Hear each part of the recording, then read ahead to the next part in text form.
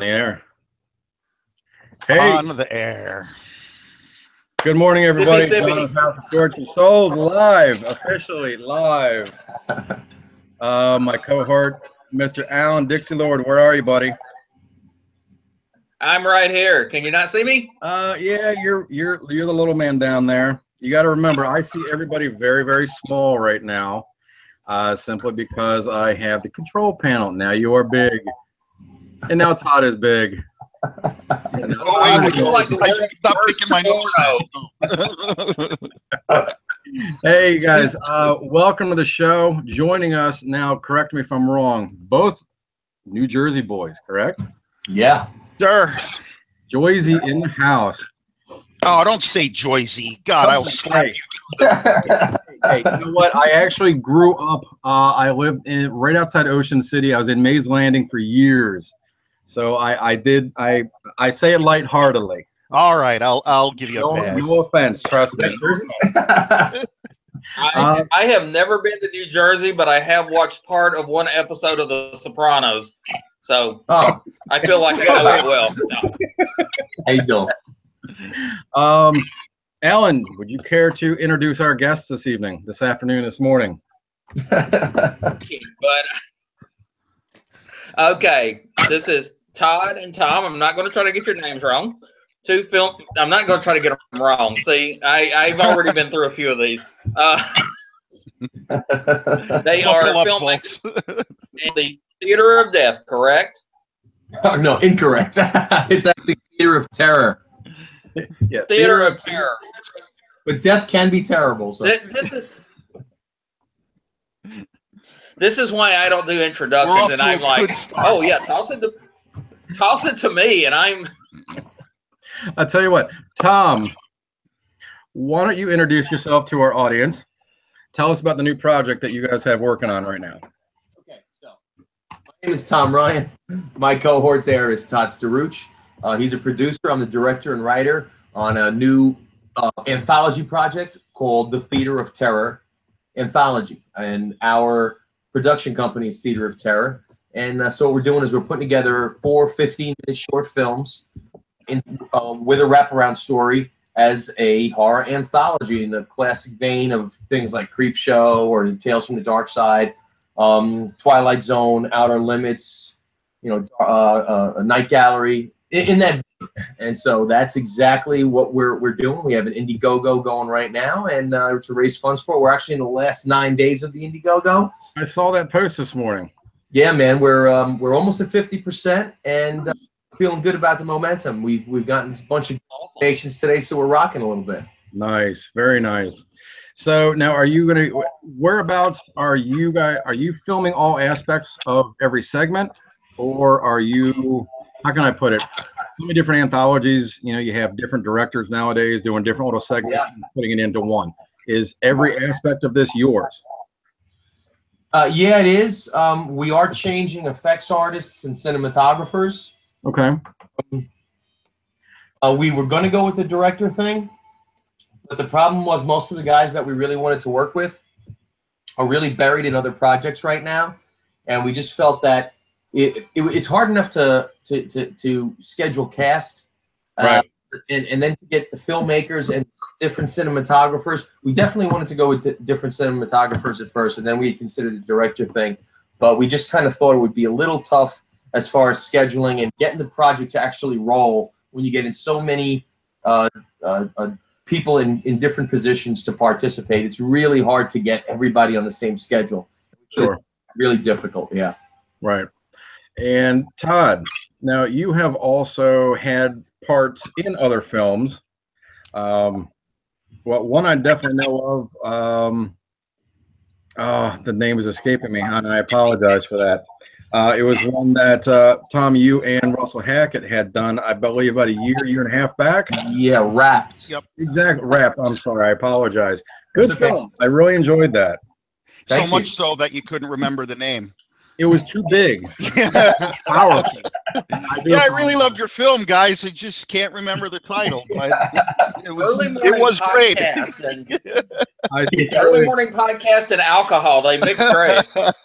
I do sincerely apologize. No, it's all good. Yeah, it was The film was called Wrapped, and Russ wrote it with Jerry Janda, who was also played a big role in the film, and Tom directed it. And it was a lot of fun to work on that film. These are good people to work with. I had a great time, and it was my first real extended role in a film. I had played small roles in indie films before, but this was the first time anybody, wisely or unwisely, trusted me to have a big role in the film. But it was a lot of fun to do, and I had a really great special effect that was done for the film that we had a lot of fun with. Some great makeups by Rotten Candy Special Effects, Lisa and Ed Fisk. Big shout out to them for doing a very realistic pipe through the skull for me. That was a lot of fun. Yeah, it was great to work with these guys. I'm glad to be working with Tom and Russ yet again. Well, now the two of you are very, very active in the community, in the horror community. I mean, I see your names on everything that's going on. I know, Todd, you host. If you want to tell us about your Cafe Z that you host, you have one coming up, August? End of July 29th. The event is called Grindhouse Nights at Cafe Z. Right. We have 2 to 3 events per year. Tom, in fact, is one of my co-hosts along with Carolyn Barris. And what it is, it's really just a celebration of local independent horror filmmaking. We screen a whole bunch of indie films throughout the day, along with a bunch of horror-themed entertainment, cosplay, vendors, costume characters walking around. It's fantastic. And one of our points of pride is, and this is not to say anything against judged film festivals, but one of our points of pride is it's not a judged festival. There's a lot of those. It's really to just get filmmakers and fans together to enjoy indie films and stand around and talk about it. And it's a great networking event too. We have a lot of people that end up working together because of connections they made at Grindhouse Nights at Cafe Z. So it gives me great joy to be able to do that and to see people working together based on an event that I hosted.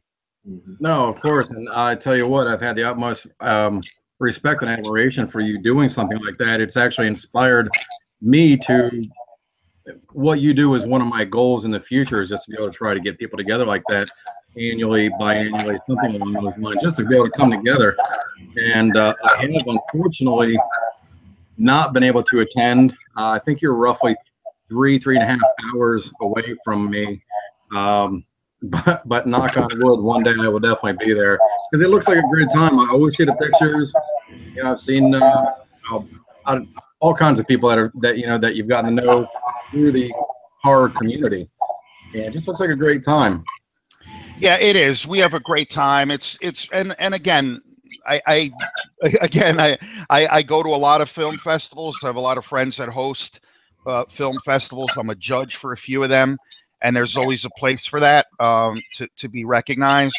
But I love just seeing people get together to enjoy the kinds of films that we all love, and to just be able to hang out. And one of the high points is, after each film, we do a Q&A with the filmmaker and the crew cast and crew that come out. And it's always great to hear questions from the audience and such about how the film was made.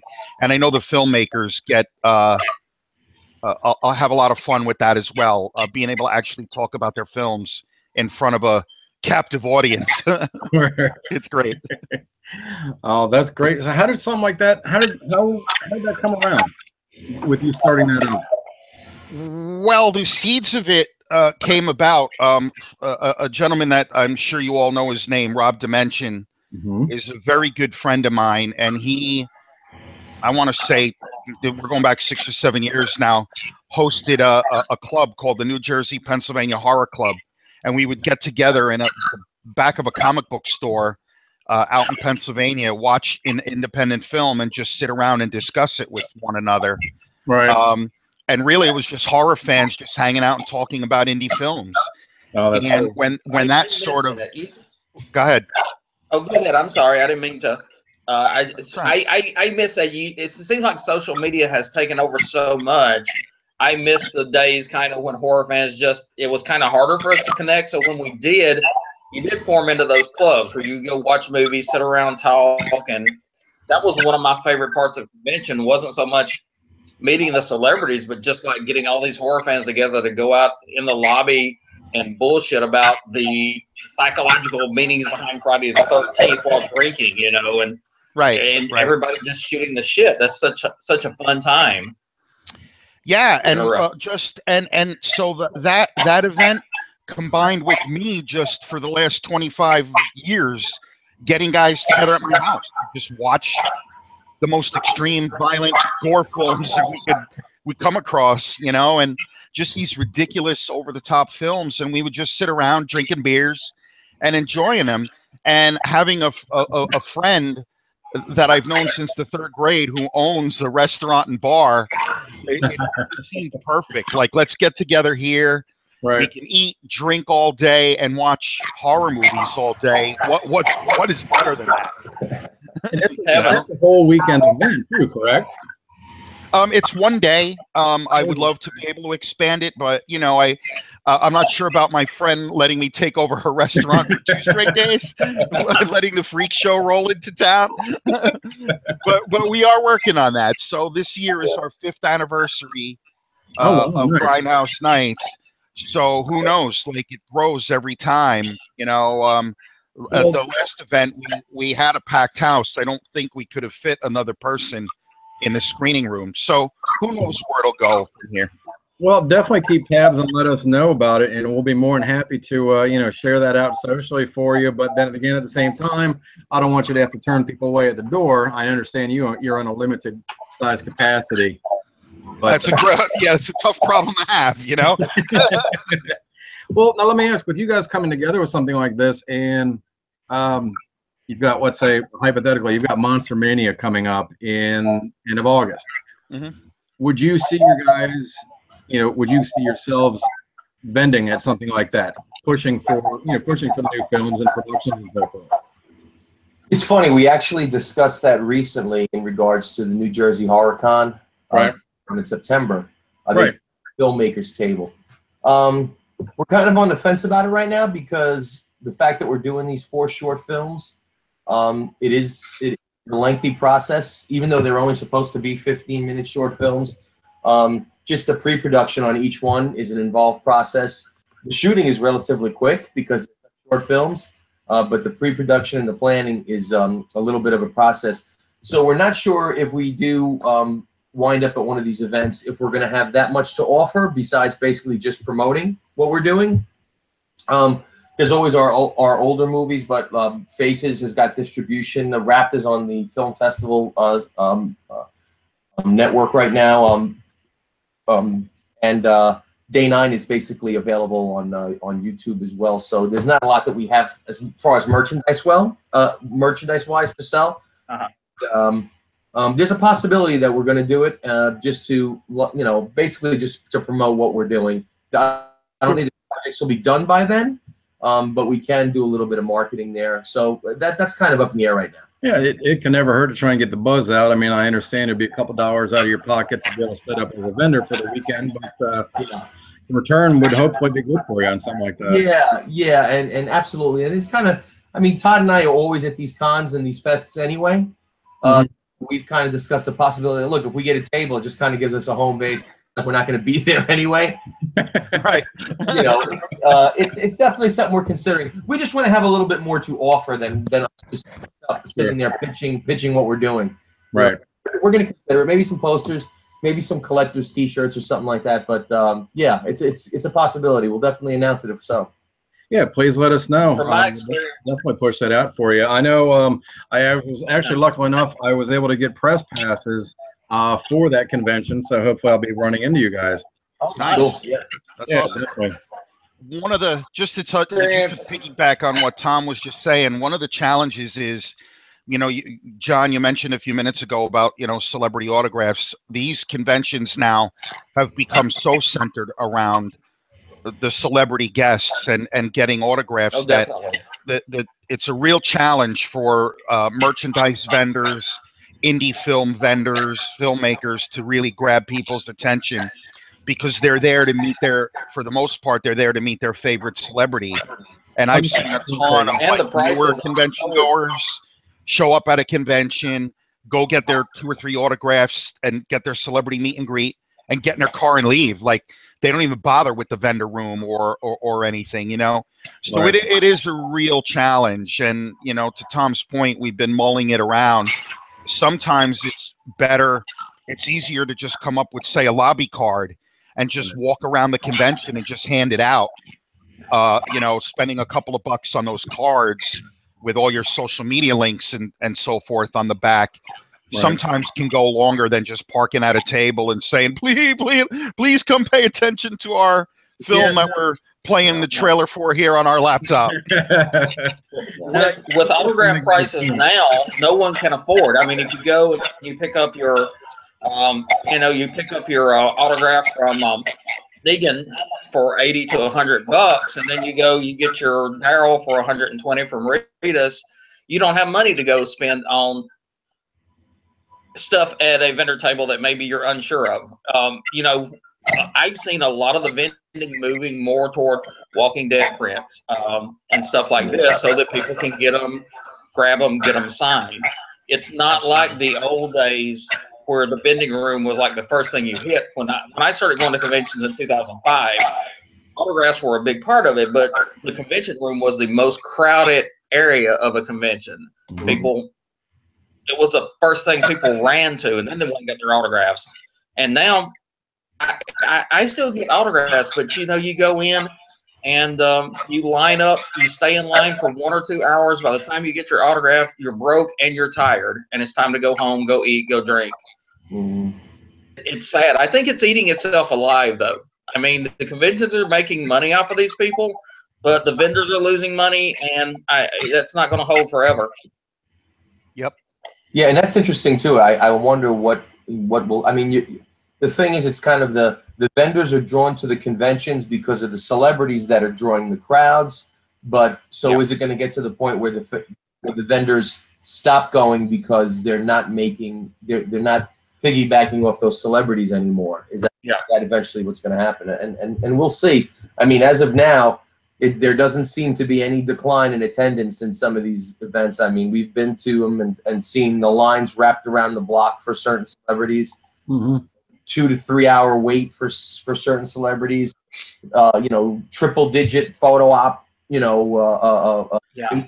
And people are still doing it. So if they pay, the celebrities will continue to come and continue to let inflation raise their rates and.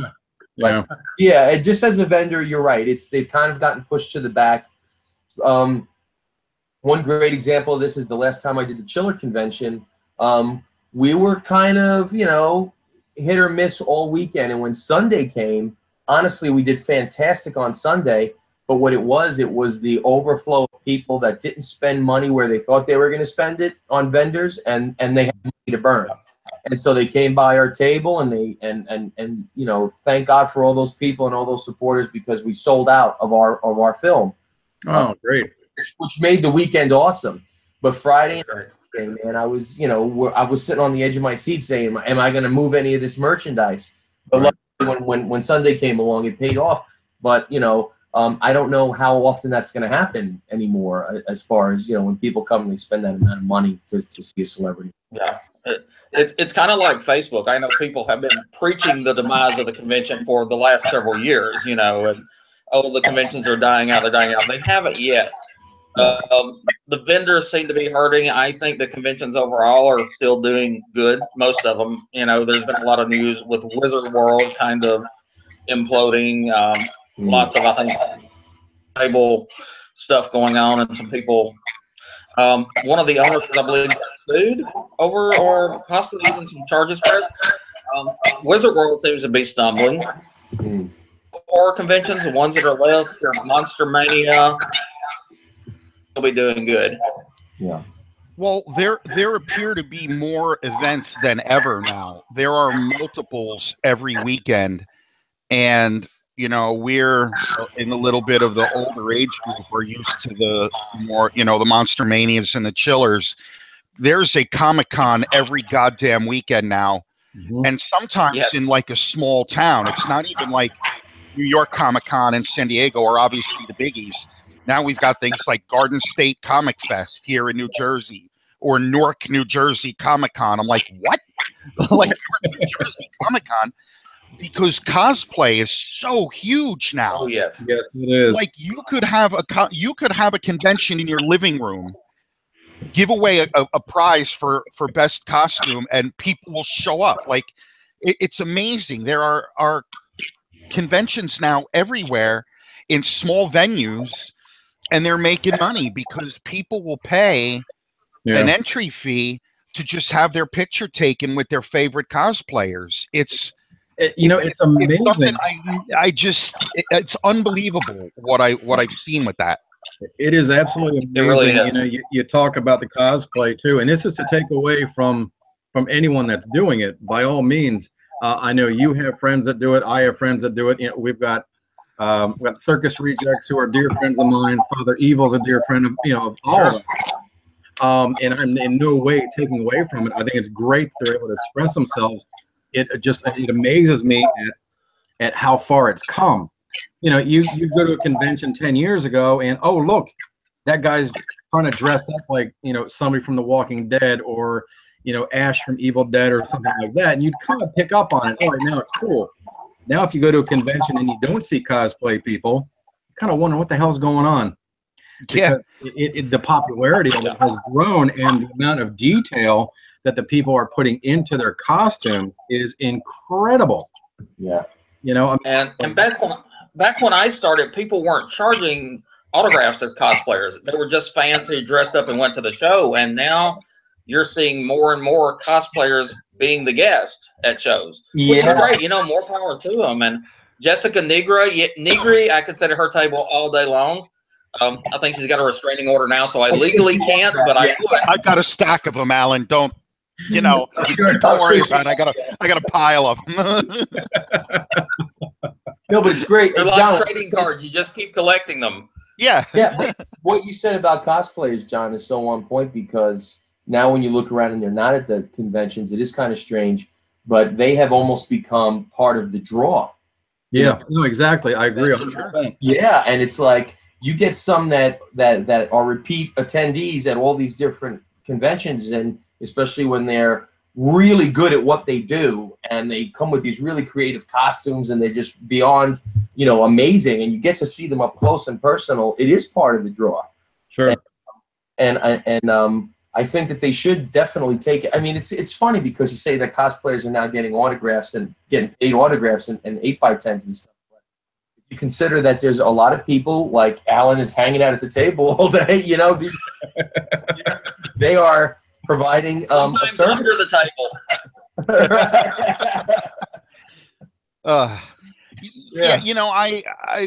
I sometimes consider myself a little bit hypocritical, because I do, I have a lot of friends who are cosplayers and I want to support them, so I will buy a signed print here or there, but for me, that's a quid pro quo. They get a couple of bucks to help support their hobby, and I get a signed memento. Right. But I generally only do it from people that I know personally, because right. Again, I'm trying to help them out. There was a time, I know a lot of people get upset about it, and I know people that really rant about cosplayers charging money, and I can understand that because it's a hobby that they choose to do. I collect horror films. I don't go online and beg people to donate money to me to help me support my DVD habit. Right. I wish I could. I'm sure there are some people that would do it. Sure. So you sometimes you see these cosplayers, and the way it has evolved. I mean, I could go all day about it. Sometimes I do think it harms the community a little bit, because some of these cosplayers are now, if you go and donate $30 a month on my Patreon account, I will give you access to a bunch of not safe for work photos, Yeah. So now how is that cosplay, someone in a Hulkbuster, you know, a Hulkbuster costume that took them 1,000 hours to build. I'm like, holy shit, that's cosplay. Right. You know, some woman in a red bikini that says, "Oh, look, I'm cosplaying as Lady Iron Man." Really? Now, before I get hate mail, which I will, I'm not saying you don't have a right to do that. Like that girl can wear whatever the hell she wants and take all the pictures she wants. But come on, is it really cosplay? Because Right. you're wearing a bra that looks like Pokeballs, you know? Come on. Well, it makes me wonder It's if you actually start softcore hosting porn. cosplay conventions, and then how do you determine who's an actual cosplay vendor versus who's a guest who's dressed up as cosplay at a cosplay convention, if that makes any sense at all. But the popularity of it is just through the roof, and a lot of points I do see. You got certain people that just walk around for the fun of it. Right. I'm at a horror convention. I'm dressed up as my favorite character that I can get away with and sort of resemble, because I'm there to have fun with it. Others have taken it to that next level, have invested their time and money into it, and have mastered their costume, their whole attire to match that character to a T, and who have now, like you said, are now vending. Now, let's say somebody is dressed up as, is mocking a character. Let's say they're dressed up as Spider-Man. Do they have the right to vend as Spider-Man and collect money for that? Or do you cross the line and say, well, you know what, this is my original. I created this character, so it's mine. Look,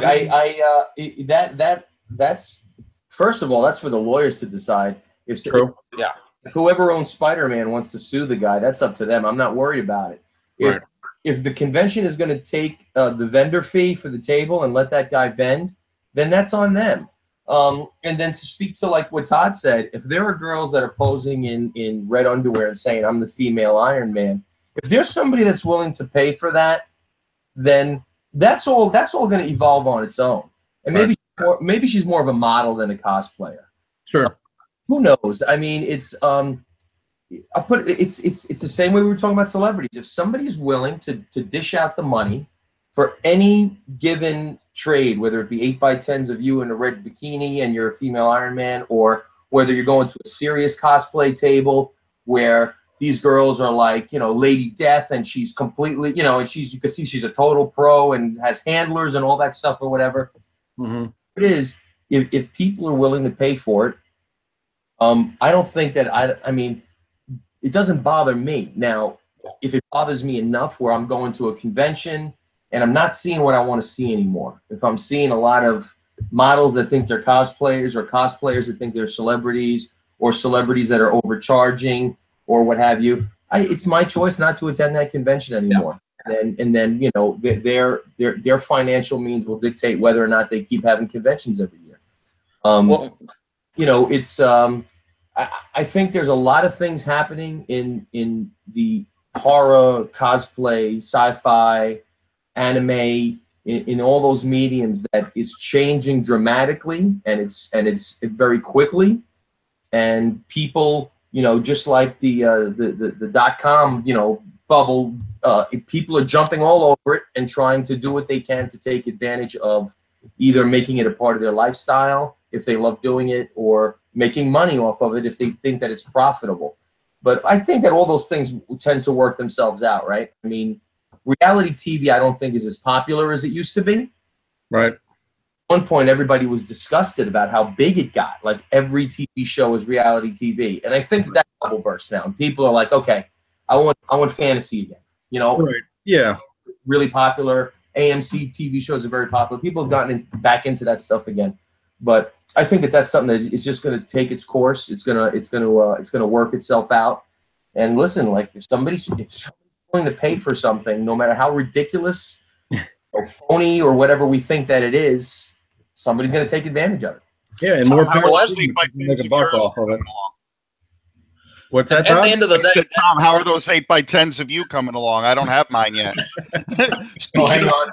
Speaking of people being willing to pay for things. I'm just trying to find Lady Iron Man's web address while we're sitting here talking. Don't worry. I probably already have her autograph. I'll send you a copy. Yeah. Check Todd's Facebook timeline.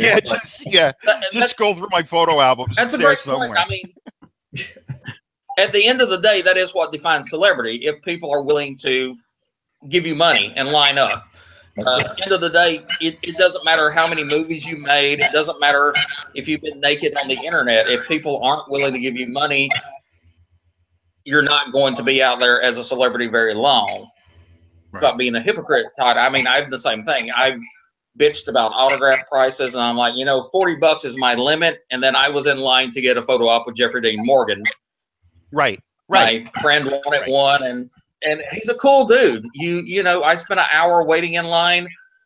We split $100 photo op fee, but he's a cool dude. You get 3-4 seconds with him, and it makes the most of those 4 seconds. The handlers are like, "Get the hell out of here," and he's hugging you, talking to you.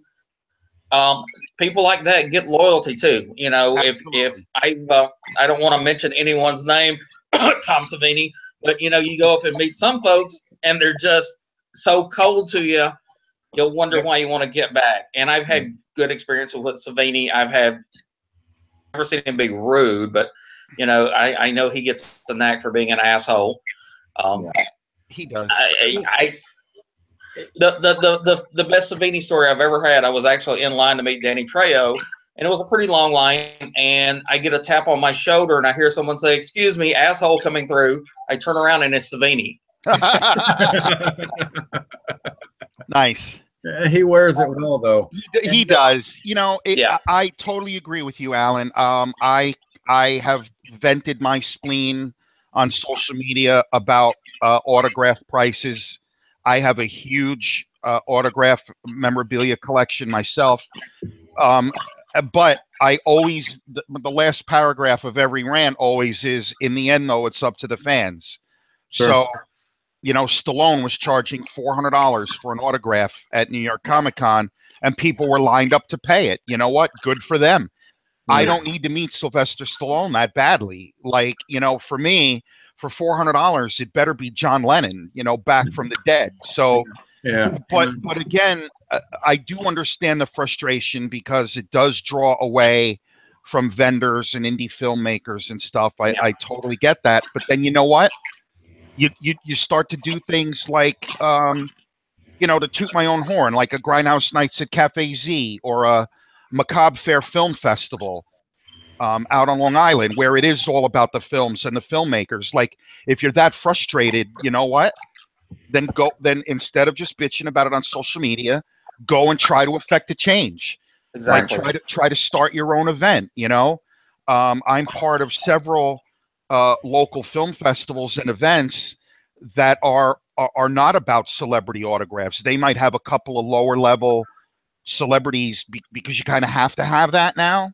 You got to have that drive. Yeah, sure. You know, like I mentioned, you know, Tom and I are both a big part of the Macabre Fair Film Festival, run by L.C. Ginsberg, and we love that event because it's all about the films and the filmmakers. Mm-hmm. Still have a couple of, you know, celebrity guests there, but it's not focused on that.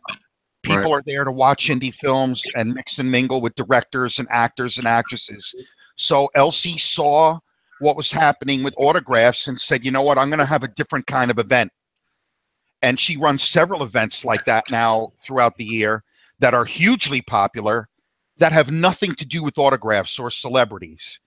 So again, you can bitch about it all day long, or you can go and you can try and affect a change. Exactly.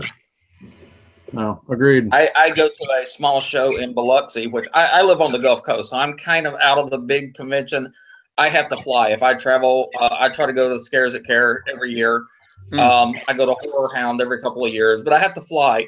But there's a small one in Biloxi, and they have guests, and the celebrity guests never do well. It does seem like who they get. They can't bring in Ritas, Andrew Lincoln. They can't bring people like that in. Last year, they had a decent guest lineup. I think Kevin Nash, Tara Reid. but still, no one got the autographs. Everybody packed into the film rooms, and me too. And I love autographs, but an hour drive, and I just sit and watch the movies all day, and it's cool as hell. You know, I pay one admission fee, and I can sit through movies for 3 days, Right, and never come out except to get popcorn. And they do great with the movie festival. They never. I cannot foresee them ever making their guarantees on the handful of celebrities they have, but packed all weekend. Right. And they've recently combined with a gaming convention in the same building. It's kind of like you said about changing things and also evolving. They're evolving. You know, the autograph prices are too high for their community. Interest in the community, so they've combined to stay alive and grow, and more power to them. And I love the show. It's a small show, but it's a really kind of family atmosphere show. I love it. Yeah, and you know, Tom and I talk about this all the time. Like, people on social media love to say, I support indie filmmaking, I support indie horror, but then they never leave their houses to go to an actual film festival. Exactly. Right here in New Jersey, almost every weekend, there is a local film festival. Like, I could rattle them all off. You know, it's maybe $10 to get in or $15 to get in. And you can watch indie films all day long, 12 hours straight for $10 or $15. So people, you know, and again, I don't, you know, this is not intended to be negative, but people, I don't think they understand what they're saying when they say, oh, I support indie filmmaking. Well, how? By just saying that on social media? Right. Yeah, or Facebook by, you know, by going to a local film festival and meeting the filmmaker. And sometimes, and Tom, please, you can attest to this far better than I could. Having someone walk up to you at a film festival and say, hey, I just watched your film in the screening room and I freaking loved it. How far does that go? You know, it's inspirational. I mean, it's why you do it. You know, when you filmmaking, and every filmmaker could say this. Who do you show your films to? Your family and your friends. It's great when your family's like, "That's such a great job," and your friends are like, "That's awesome. Can I be in your next film?" When you have a stranger walk up to you, or you're at a film festival and you just have a bunch of people that you can see are just completely, you know, blown away by what you did, or just inspired by it, or just they just want to meet you and talk to you. It's that's the payoff. I mean, that's the payoff to discuss your film on a different level with people. One of the best things for me has ever been is when I do a film and I've written this script and this story and I have this vision in mind, and I share it with a bunch of people. And then after they see it, they come to me and they start giving me their perspective and their opinions on the characters, and it's stuff that I've never thought of that deeply about. And I'm like, wow, that's awesome. And that's a great perspective. And it just goes to show you how when you create something and you share it with people, you feel that support back from them, where whether or not you intended to affect them in a certain way, it did affect them in a certain way. And I mean, that's the beauty of art, right? It's all beauty is in the eye of the beholder, and that perspective that from different people, and it's amazing. And that's my favorite part. I mean, one of my favorite experiences to tell you stories when we did the premiere of Faces, and Todd was there, and did in Lowe's Theater, landmark Lowe's Theater in Jersey City, which is a beautiful old movie theater. And we had the premiere Faces there, and we had this incredible turnout. We had people coming off the street because, again, this was a landmark theater, and so they only kind of do things every other weekend. They'll do, like, you know, Bride of Frankenstein is showing, or Raiders of the Lost Ark is showing. Very inexpensive to get in. It's almost more like a museum than it is a movie theater, but they still show films there. And when we had the premiere there, I mean, I grew up right around the corner from the place. We filmed most of the film in Jersey City. We thought it was a perfect venue, and the turnout was incredible. We had people pouring in off the street that we didn't even invite to the event, just coming up and saying, what's this movie Faces showing? What's going on here? And we had close to 300 people turn out for the film. And when they came out, the lobby is packed, and it was I was blown away. And Todd, you can attest to what the crowd was like and what the excitement was like. for this indie film, and the attention all the actors were getting, and that all of us were just getting from the crowd that was so enthused about what they had just seen. And I had so many friends of mine that are filmmakers that were there that approached me afterwards and just gave me the greatest compliments on it. And they were the kind of compliments that weren't just these friendship, like, oh man, it was a great job. They were really looking at me like, hey man, like you really pulled off something really great here. And it was one of the best experiences of my life, you know, as far as being an artist and being a filmmaker. And you know, there's nothing that could come close to that when you're doing what we're doing. Yeah, you could talk about making a fortune off films or what have you, but you know, the money is great. But not that we've seen any of it. Yeah, let me know when that is expected. Right, when that happens, I'd be happy. But right now, all your money is going to Lady Iron Man. I know what's up. That's right. All proceeds go to Lady Iron Man. Yeah, no, it's really a fantastic feeling, and I have no idea what you're talking about. I have no idea. I'll be in my bunk. It doesn't surprise me that Todd has the photo, but that none whatsoever. But that it's within reach of the video. Exactly. He didn't even have to get out of his chair to get it. No, he didn't even get out. It's like, oh, here's my stack of bikini pics. For those of you who do not know, find Todd online on Facebook. His offensive picture of the day. He posts. Yes. I look forward to it every damn morning. I think he just carries a stack under his arm around the house. He's in the bathroom, and then he's in the kitchen, and then he's in the, you know, and he just pulls them out one at a time. It's like, wow, we're having a podcast today. I wonder if we're going to talk about Lady Iron Man. I better be ready. Yeah, you never know. Actually, so if you guys must know, this is Valerie Leon. She was a James Bond girl, so it's not actually. Now, as far as why this happens to be sitting in arm's reach, I will prefer to keep that to myself. But it's right there next to the Kleenex and the yeah. Oh God. Hand lotion. Yeah. I have Notice Bolero, you haven't so I seen can't my hands much at any point. What do you got there, Alan? Bolero, Bo Derek. Nice. This is my spare poster room. What a surprise! I have Tom's drinking Budweiser. I have frame posters in my other room, and I just like interchange these posters with like the stickums. And I was going to actually put up my Tarzan the Ape Man with Bo Derek, which is one of my guilty pleasures. And I slept late, and I didn't get a chance to. I don't want to know about your pleasures, Alan. I really don't. I was in bed late, I'll say it that way. Yeah. Hey, you know, I want to ask you guys, if you don't mind, going back earlier in our conversation, you were talking about how you guys would sit and you'd watch the most violent, gory horror movies you could.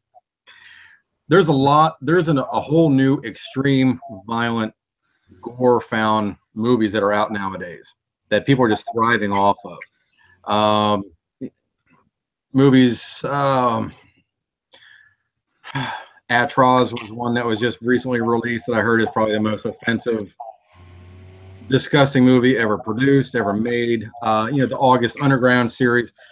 And not to take away from anybody, please. I'm not trying to offend anybody because these are movie makers. It's their vision, their dream. I'm curious as to your thoughts on, you know, it seems like certain movies nowadays, as far as the violence goes, they're all trying to be more and more extreme, and some of the realism in these films, and I've seen a few of them that just about damn near had me hit the stop button on the remote, because it's incredible the special effects some of these people are coming out with nowadays.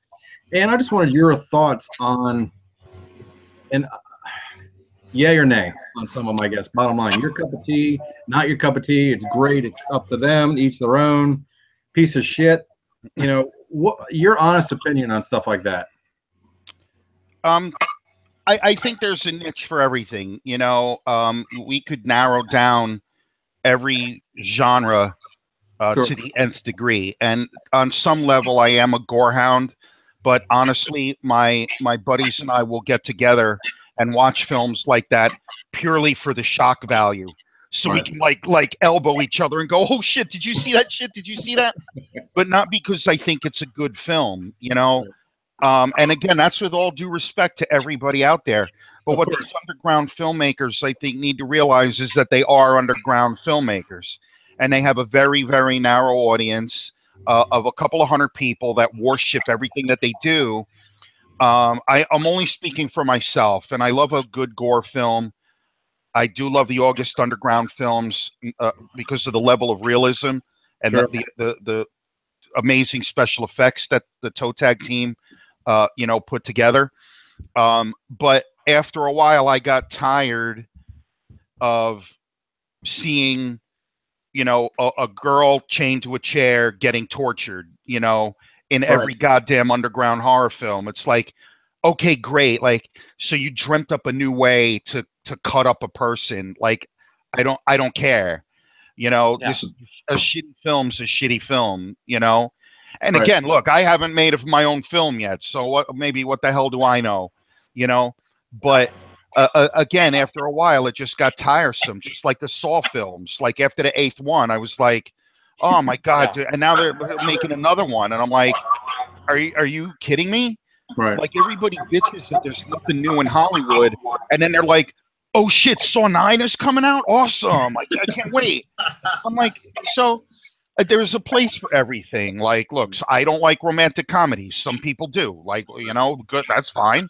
But after a while, it just got so tiresome. Like, how many new ways are there to murder another human being?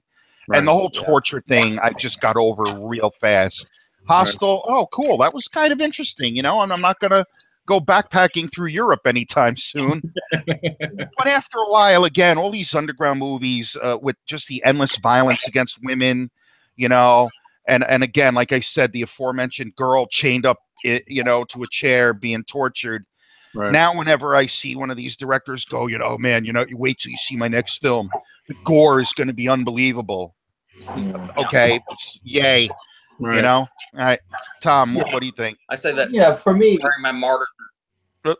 There you go. There you go.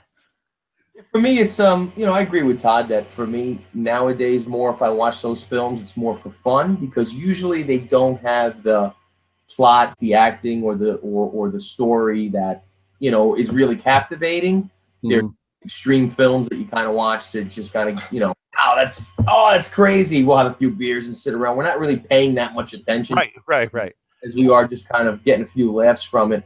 When I was younger, I did have an interest in what was supposedly enough films that were out for rent, or Faces of Death was really popular. Sure. Oh yeah. Everybody was, and then you find out that half of it was faked anyway, except for some of the like the monkey brain thing was faked, and I thought, well, why wouldn't they really kill a monkey? Who cares? Like, in those days, nobody really was like, oh, no monkeys were harmed. Animal rights. Yeah, so it was there was a curiosity to it, to say the least. I have friends that make splatter flicks. They're very good effects artists. They get very good effects artists to work on their things. I love what they do. And I watch it. I'm amazed by the work that they do. But my personal preference is and this is why I make films this way. I'm very much a story guy. I'm very much a like that eerie feeling that like certain horror flicks would give you. And I love the jump scare. Don't get me wrong. And I love the good like decapitation scene or somebody's hand gets chopped off and you're like, oh my God, like, you see it really quick and you're like, my God, how did they do that? That's crazy. I love that stuff too, but I love when that is just a piece of a larger something that's just twisting you the wrong way when you're watching it, like older films like Evil Dead, like the original Evil Dead, that had some great gore scenes in it, but it was more like the setup that got to me. Right. Yeah. Like the head getting cut off, or like the person, it was more like the setup. Exorcist 3 was a movie like that for me too. It just gave me this weird feeling when I was watching it, just like this eerie, just this uncomfortable feeling. Another flick that was like that was High Tension, right? The French film. Oh yeah. Love that movie. And that's got a ton of gore in it, but it was like all the stuff that led up to the gore that was like the anticipation and the buildup of it was in. it was perfect, man. I was high tension through the whole film. It was just and so stuff like that, or if it's not even to that extreme, it could be something along the lines of a story like Bill Paxton, one of my favorite, Frailty. Frailty. Right? Just that weird little like, holy crap, like this guy really is a warrior for God type thing at the end. You know what I mean? Yeah. If you haven't seen it, but like I didn't expect that, and that whole what led up to it, and the storytelling by his kids and the relationship, all that, I loved it. I mean, that's what I love about horror, is more of that, the way that the film makes you feel while you're watching it, and the discomfort, or like you're not sure. Look, we all know that sooner or later somebody's going to get killed. There's going to be that jump scare. We know that that's coming in horror films. It's those layers. It's that onion that's peeling, and you just kind of feel like uncomfortable about other things in the film. To me, that's the greatest part of horror, and that's what I like to make. That's what I like to watch. Not to detract from any of the other stuff that's out there, but if you're asking me my personal preference, gore is great, but I also think that it's easy if you have the right people doing it. It's easy to deliver that. It's harder to deliver a story that's woven so tightly that it just creeps you out under your skin, that just gets to you, gets to your subconscious, makes you think about it the next day. You know, you ever watch that movie or watch that TV show and you go to bed thinking about it? Like, it disturbed me. You know, that was disturbing.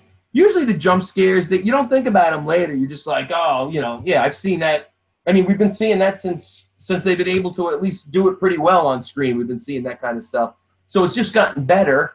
But to me, I don't want to say it's played out. I think that's important in any horror film. You want to see some gore because that's why I'm watching horror films.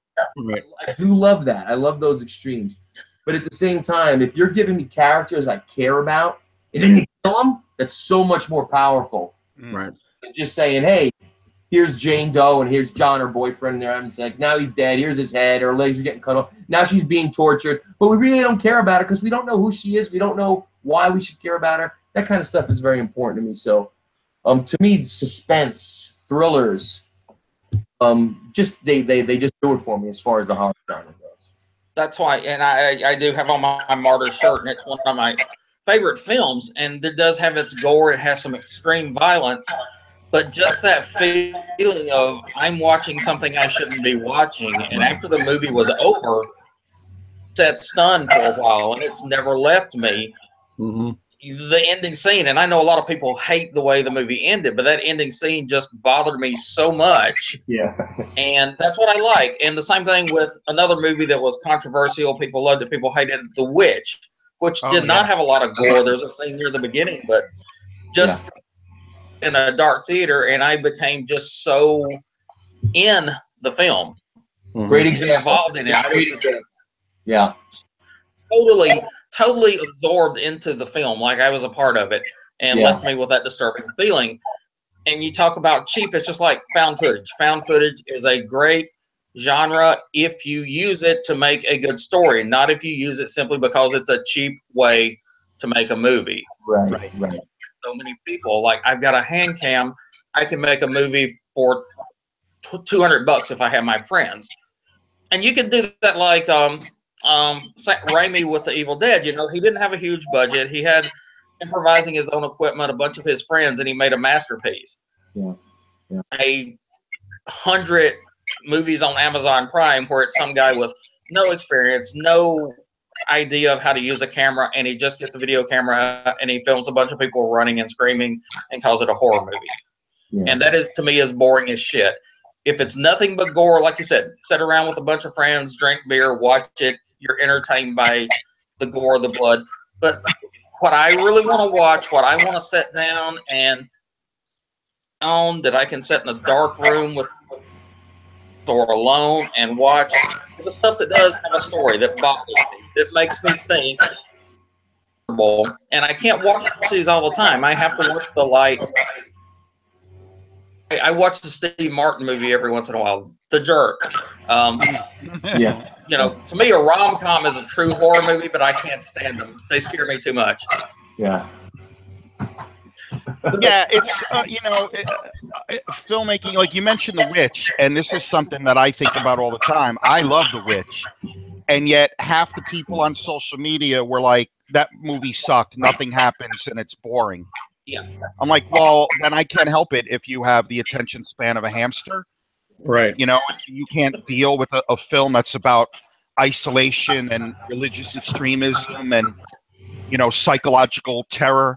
You know, I'm sorry that it doesn't have those jump cuts and quick edits that are fed down our throat. But Right. that was, you know, and movies like that, and It Follows, which I thought was fantastic. Yep. I love it. Yep. Again, people are like, "Oh, nothing ever happens," and I'm like, "What? What do you mean nothing ever happens? Like, did you watch the movie?"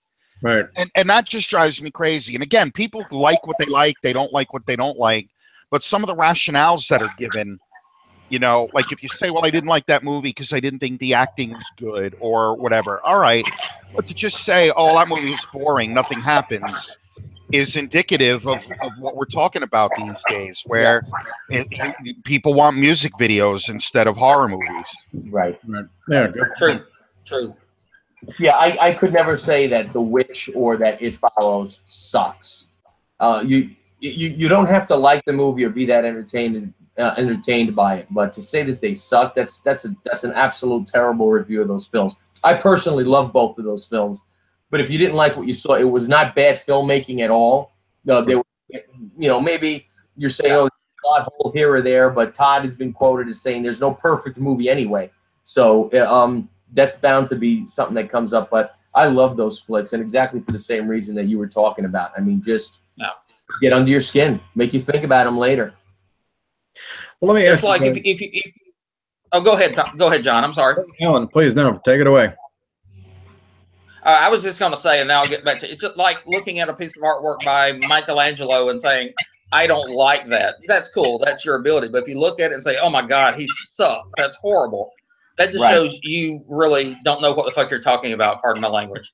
Right. John, sorry. No, it's all right. Hey, here we are, 4 grown men on a Saturday afternoon, families, lives, wives, whatever. What is it, in your opinion, about the horror genre? You know, you don't have a romantic comedy podcast, a bunch of guys sitting around talking, even a group of women, whatever.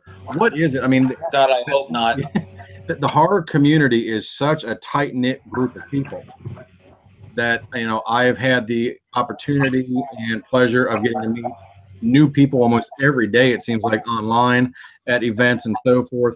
What is it, that horror, that brings us together, that does exactly what we're doing right now, sitting around talking about it? You guys are actively making horror to release to the audiences.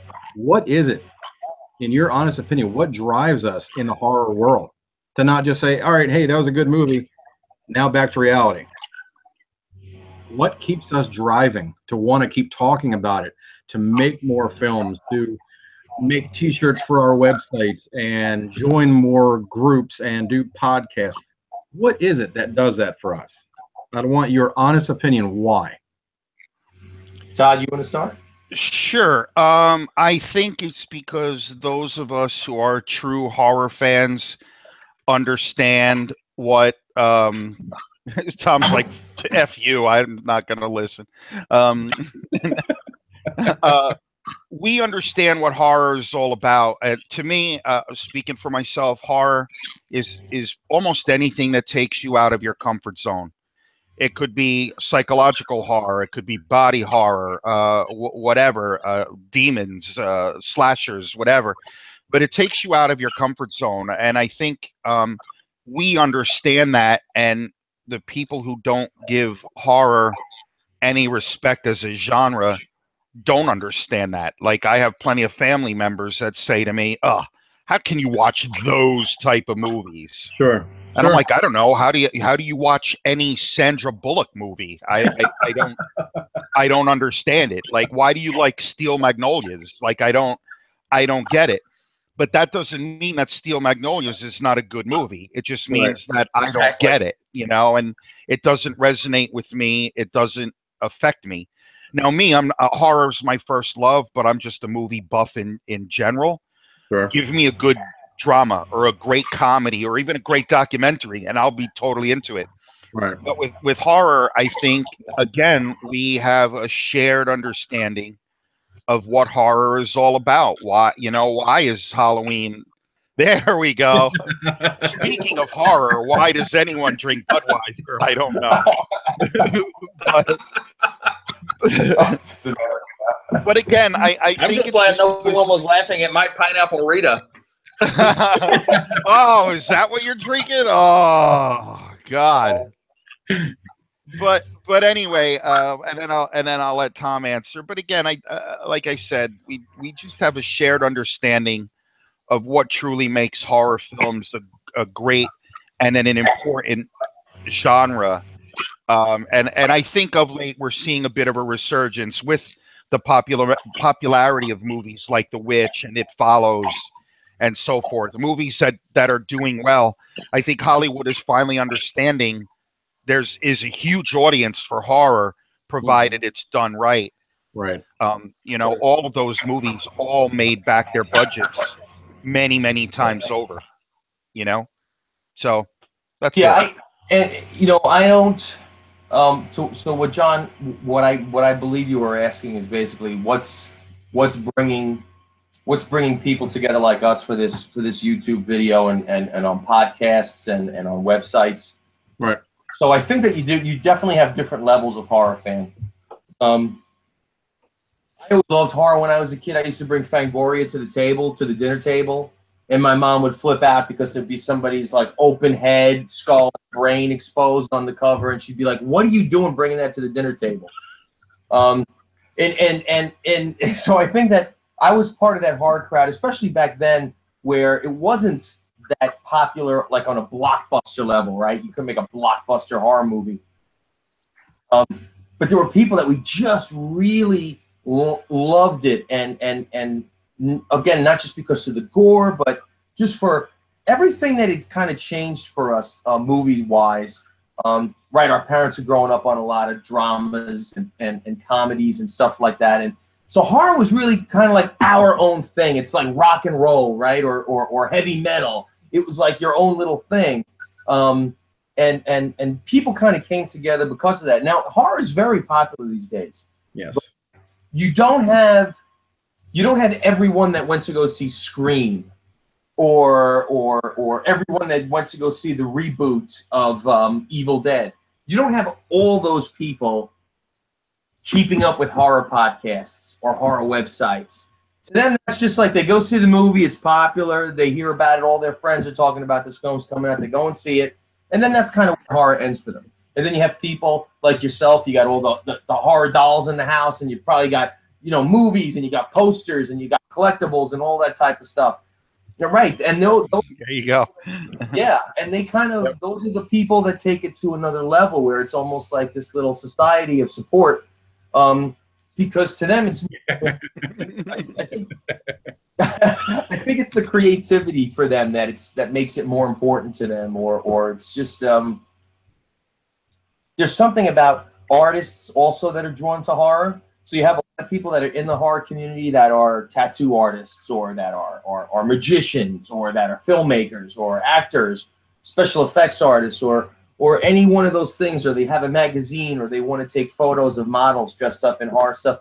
And you have more people, for some reason, horror draws people together more that way because it is such a niche kind of genre in filmmaking. When you talk about horror, even till today, no matter how popular horror is, I guarantee that if you mention horror to somebody, in Hollywood, it was like, oh, horror, it still doesn't sell. It doesn't resonate as serious filmmaking, right? What's the last horror movie that won an Oscar? Was it Jaws? I don't, Silence of the Lambs. Silence, I believe. Silence of the Lambs. Right. Yeah. And people still argue that it's not horror. Right. Right. You still talk to people, it's not horror, it's a thriller. Sure. And that's the thing. And the people that are arguing against that is because don't give a weight to horror. They don't give that serious, you know, consideration that this is an art form. It's like, oh, you're cutting people's heads off. And same thing like when you were in heavy metal, and when you were a kid and you might have listened to heavy metal and you said to somebody, man, I love heavy metal. And they were like, oh, isn't that kill your mother, kill your father? And Right. Yeah. I used to hear that all the time. Yeah. And it was just this like, well, we're just gonna stuff you into this little descriptive, you know, box, and this is what you are, and you're not real movie making, you're horror, you know. So I think even as popular as it's people, even as people have been able to make a lot of money from it now, and if it's done right and it's been successful, I still think that there is that there is just a draw for people, outcasts, people that are not taken seriously or considered. Somehow horror is just that meeting point where a lot of people kind of come to, like, hey, because there's such a great underground driving force to it, that people are they just come together, they find each other, and they say, hey, here's where I can talk to people people that love horror seriously. Right. And, you know, not just people that are like, oh my God, that was so gross.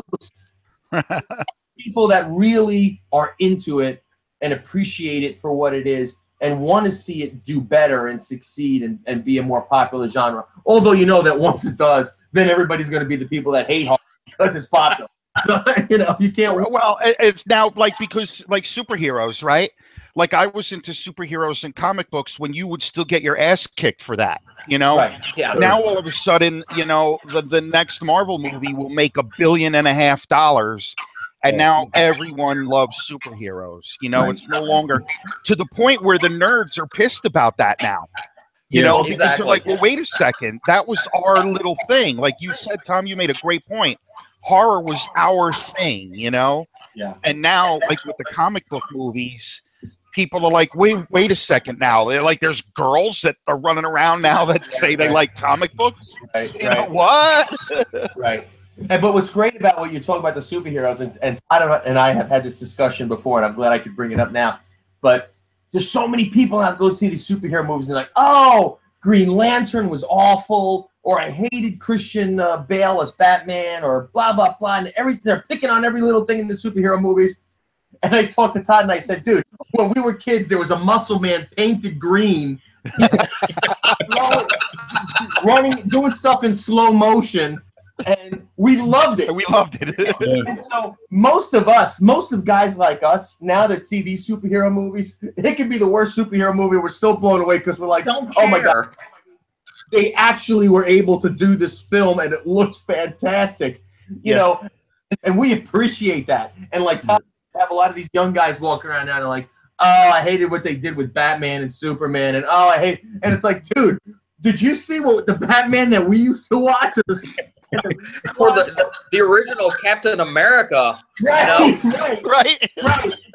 And you're like, dude, the SpiderMan that I watched used to throw a rope over him, right, and like climb it. And you're complaining about Tobey Maguire's. I mean, come on. Yeah. Yeah. Thor had a hammer that they bought at Sears. You know? Like, wow, that's awesome. You know, right. And people are complaining about the discrepancies from the comic book and the plot line, and I'm like, dude, he's flying through the air with a lightning bolt striking, and you're complaining. But, you know, we have horror fans have it better than they ever had as far as TV, and we still bitch about it and don't support even like the good stuff that's on TV, like Hannibal. You know, I thought Hannibal was such a brilliant fucking TV show, and it never got that wholehearted support. I'm like, you know, I remember when I was a kid, you got very little horror on the TV show, and it was always watered down, always PG. I know everyone loves the Friday the 13th series. I loved it too, but look how tame that was. Yeah. Compared to, we now have American Horror Story, The Exorcist, which I understand is coming back for a second season. Right. Hannibal, which Brian Fuller keeps saying he's going to bring back at some point in the future. You know, it's all over television right now. We've really got it good in that respect, and some of it is pretty decent. You know, not all of it. I understood The Omen was horrible. I never watched it, but I never did either. And there's a few of those shows that you've mentioned that I really haven't gotten a chance to watch yet, and I want to give a chance to, because I've heard great things about them. And there's an abundance of it on TV now. The Mist is now the television show. Preacher is very much a horror. Yes. And I love it. The Walking Dead, Fear the Walking Dead, the spin-off. There's so much, and it's funny. And I know a lot of people like to bash The Walking Dead, and they bash Fear the Walking Dead. When I was a kid, if there was a TV show about zombies, I would have lost my mind. Yeah. I mean, I would have loved every minute of it. Instead I'm watching Land of the Lost with a big foam dinosaur. Right. But no, go. Marshall, Will, and Holly. Keep complaining about these great shows that you're tired of the plot. Please continue. Oh man, Tom makes a great point, and he and we spent hours talking about that. People don't, and I think, Tom, I never thought about this before until just this second. I think that's why, people are now just dreaming up shit to bitch about, because you get a show like The Walking Dead that I would have sold my soul for to have that show 20 years ago, know, and now, okay, they have a couple of episodes that are misfires, because, gee, who would have thought you can't hit a home run every freaking time, But, you have some episodes that are not quite up to snuff, and people are like, oh, I'm done with this effing show. That's it. I'm officially done. Yeah, you've been officially done for 7 seasons now. But you somehow still know what's happening. Yeah, you hate the show. And hate watching now is even a thing. Mm-hmm. You get people that watch The Walking Dead for the only reason to complain about it. Yep. And then meanwhile, you have us where we'll go online the next day and start discussing it so people can tell us we suck because we posted spoilers. Yeah. It's ridiculous. The worst part is oh my God, they killed my favorite character, which that is exactly what makes that show so compelling, because you never know other than who is going to live or die. Alan, you have a feeling. Alan, I was totally. Go ahead. I was totally going to say the exact same thing when people go, oh, they killed my favorite character, and now I'm going to stop watching. And my response is, I watch because I want to see every single one of my characters get killed in the frightening way possible. I don't want to watch them all get away. There's 16 characters on the show, for crying out loud. To have some of the entire world. Yeah, the entire world is getting hate except these guys who are my friends. You know, Reedus is safe unless he comes up for contract negotiation or finds a bar of soap. Reedus, every episode, I pray to the dark gods that Daryl buys it just so I can watch the internet have a meltdown. Yeah. Guys, no, I cannot stress this enough. How much I wish for that to happen so I could watch Facebook collectively shit its pants. Yeah. I literally can't. I can't wait. I truly believe that it will never happen until the series is ready to end.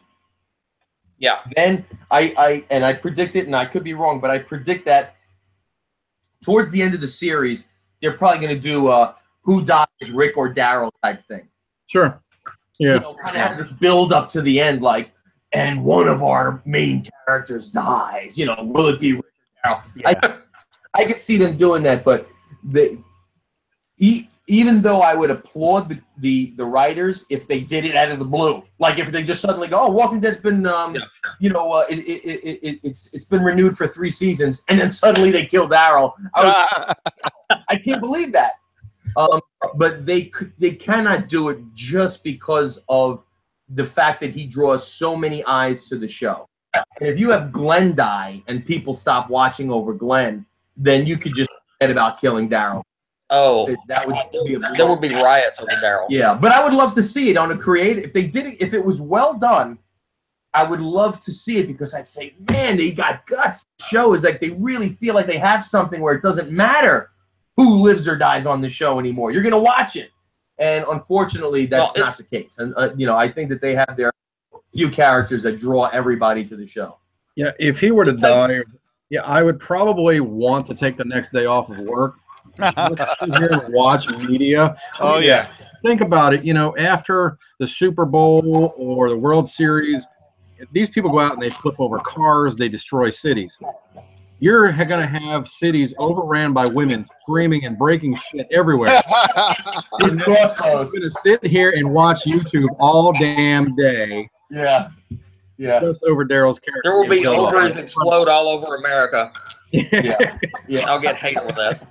But I mean, how bad does it suck to be Daryl? He goes 7 seasons, never touched by a zombie. He gets bit by a fan and horror hound. Right?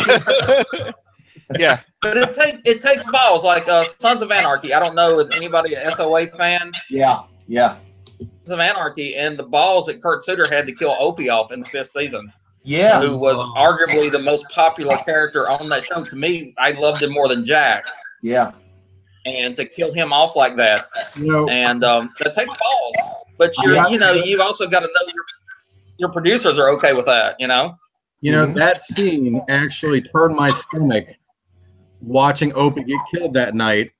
And speaking of which, I can't believe you mentioned it. Just last night, I watched the movie Fist Fight. Ice Cube. All right. And there's that guy, the same character, the actor that killed Opie. And as soon as I saw him, I had this little cringe on my face because I did. I swear to God. But yeah, at any rate, sorry about that little segue. Hey, gentlemen, Alan and I and House of Tortured Souls definitely want to thank you guys for joining us today. I don't want to take up any more of your time. We've had you on. Well, we've been on over an hour. We've had a blast talking to you guys. Oh, it was great fun. Really have had a good time. A lot of open, good discussions. We definitely want to wish you guys the best of luck with your movie coming out. Go ahead real quick, give the audience another rundown on the film that you guys are working on, where they can go and help donate, and give it away, please. Go for it, Tom. Okay, so please check us out on Facebook. We're at Theater of Terror, THEATRE. You can check us out on theaterofterror.net as well, our website. We have a link to our Indiegogo site. If you go to Indiegogo, look up The Theater of Terror. Theater is spelled just the way I gave it to you before. Look us up. We could really use your help. We're making 4 short films for an anthology project, the Theater of Terror Anthology. The films are The Gift, The Bookworm, Abducted, and Endangered. 4 15-minute short films. We have great tones of Twilight Zone, Outer Limits, Tales from the Dark Side, Creepshow. It's going to be that type of a film. We have a bunch of great cinematographers involved, great actors involved. The first film is done. The second one begins shooting in July. The day before Grindhouse Nights, July 28th, we'll be shooting. So we're really excited about that. You guys could please visit us. No donation is too small, and no donation is too large. We have great perks on the site. You could be in the films, you get posters, DVDs, come to it, get invited to the private parties, private screenings. We have a ton of great stuff that we're offering to our supporters. And if you guys could reach out to us, please, we'd really, really enjoy having you on board our team as we try to make these films. And we always shoot for high-quality independent films. You heard what I said that we like to make: suspenseful, thrilling, horrific, great storytelling. That's the kind of stuff that we're trying to put together here. High-quality films. We're not just putting together splatter fests. The money is going towards the crew, the cast, people that we think deserve to be reimbursed for their talents, and that's why we're trying to raise money to bring up the quality to that level. So thank you guys for having us on. We really appreciate it, and thank you more than welcome. Todd, any closing words, sir? Yeah, just echoing what Tom said. It's been a blast so far working on the project. Being behind the scenes this time has been a thrill and an education for me. Learning, how to produce the film. So I want to say thanks to Tom for bringing me on board. It has been a blast. And again, Grindhouse Nights at Cafe Z is coming up in Union, New Jersey, July 29th. It's our 5th anniversary. We've got a full day of independent films, some great entertainment. We've got Sienna Rizza will be dancing. Nicole Oliva will be singing. Baron Mizuraka will be rocking us out at night like he always does. And we have a burlesque dancer, Phelan Links, this time around, who'll be dancing for us. It's a whole day, and it's just a lot of fun. At least I've been told, because I don't remember it much the next day because it's a blur of Those are the activity. best parties. Yeah, but it is great fun. So come on out and join us. And again, help us out on Indiegogo. Like Tom said, no contribution is too small. And even just a share goes a long way. Get the word out on social media. Thanks again, guys, for having us on. It was great fun. Todd, Tom, thank you guys both very much. And everybody else, House of Torch and Souls Live. Thanks you, and we will see you guys soon. All right. Here and keep it evil. Rock on.